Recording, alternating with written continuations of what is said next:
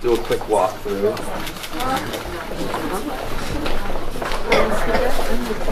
Oh, I'm just saying goodbye. I have to say bye, Senator. But it was great to have your message. Thank you so much. Thank you for everything you do for us. Thank you very much. Bye-bye. Take this side. You have to turn it back. You got it. Yeah.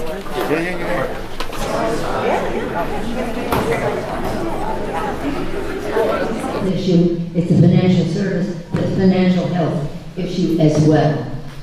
And all of this at the same time as we are dealing with other family issues, like a woman's right to choose, which is a kitchen table issue as well.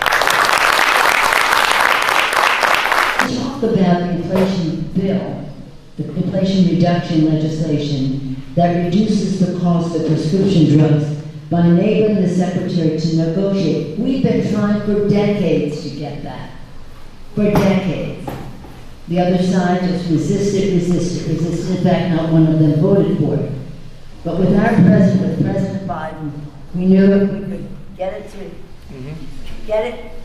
to his desk, like he's going in and out, that we would be able to have it signed into law and have an impact on the kitchen table. $2,000 maximum for seniors on Medicare for their prescription drugs, a giant step forward. Lowering cost of premiums for families. We said $800 a person for a family of 4, that's around $3,000. So again, meeting the kitchen table needs to lower cost, create good paying jobs, and have community safety. That's what the bill is about. But for seniors, lowering cost of prescription drugs, having the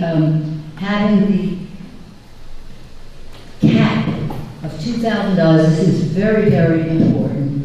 Also, staving off the leverage that the other side wants to use to slash Social Security and Medicare because they just don't believe in it. And that's a harsh thing to say. But that's what they are planning for the next Congress. We can't let that happen. Anybody here know anybody who needs insulin?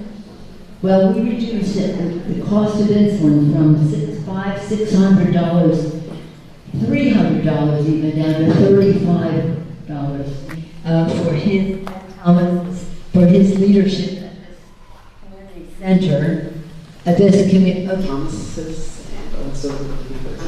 So my name is Rose Green. I'm a nurse at Alamos Hospital, the epicenter of the epicenter. Healthcare union throughout New York State. So during the pandemic, yes, we were on the front line. There were so many issues. But as I sit here this morning, I think of our home care workers. We represent hospitals, where New York represents nursing homes and clinics, and also nursing homes, clinics that, why am I getting brain freeze? People, 10,000 senior citizens who will be able to save thousands of dollars because of this bill. So we are very grateful. Breaking this in for you, you're gonna hold it like this. Dan, thank you for your... The benefits that they need, and are there resources or ways that we should be working to make sure Medicare is accessible to all? Is we hire from the community, so we have a lot of diverse staff who our staff speaks at least 5 languages, and then we also, Ping pong, but we are. It does enable us to provide good paying jobs with diversity in mind by having a large $370 billion to address the climate crisis in a way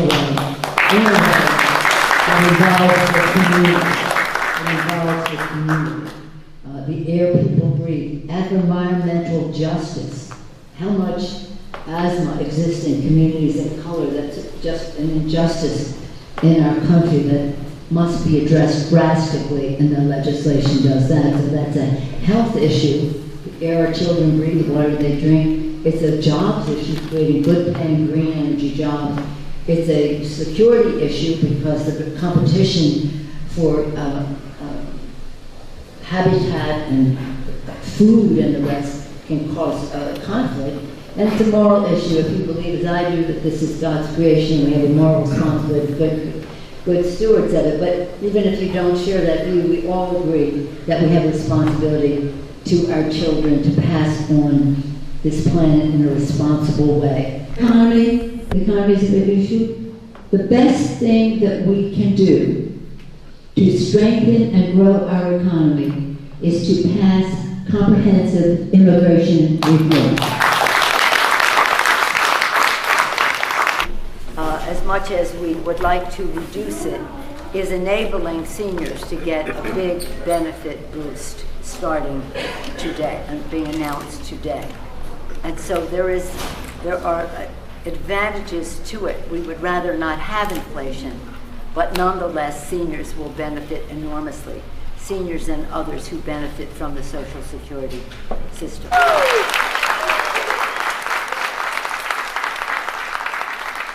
Speaker Pelosi has been to visit us here in Queens many, many times and is no stranger. They're able to sustain the advances that were made in this bill. The argument on the other side is not only do we not vote for it, not one vote on the other side, we intend to undo it if we are successful in January. And again, this is not to talk politics, it's talk civics. This is what's happening in the Congress. They have already said they would reverse it because that's what pharma wants, the industry, that they would, of course, they've never been for the Affordable Care Act. They would roll back the improvements we've made there. They don't even believe in the climate crisis. You know, said that was a hoax. During the debate, they said that was a hoax. That was a hoax, so they're going to. And then in terms of Social Security and Medicare, they have said they would use the debt ceiling, because you have to raise the debt ceiling. They would use that as leverage to make President Biden agree to slashing Social Security and Medicare. We simply cannot let that happen. But people have to know. Lincoln said, public sentiment is everything. With it, you can accomplish almost anything. Without it, practically nothing. But for public sentiment to prevail, people have to know. Hence, we're so happy to see so many of you here and the great leadership of from Assemblywoman Kathy Nolan's office. Thank you so much, as always, to our hometown heroes, 1199. As I said, I'm honored to welcome back Speaker Pelosi. I met at one. Yeah. Check it out. Can I jump you on that? Yeah, you can. You'll say, mate, Donovan, mate. All right, cool. All right, we're out. We're good. Yep.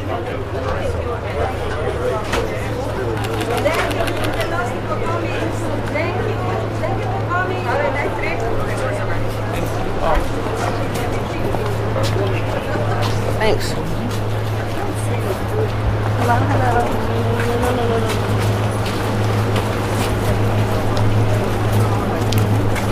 You joining us? Yeah. I think I'm on there.